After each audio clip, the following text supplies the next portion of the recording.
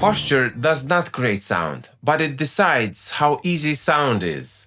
Most of the posture problems comes from trying to hold the instrument instead of letting the body support it.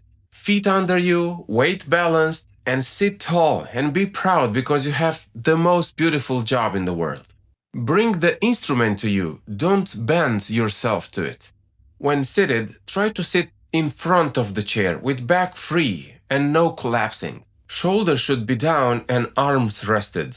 Tension travels fast and sound pays the price. If breathings feel smaller, sometimes posture blocks it. When posture is right, you will naturally stop thinking about it. Check your posture and be aware of it before you play. Do not try to fix it while you play.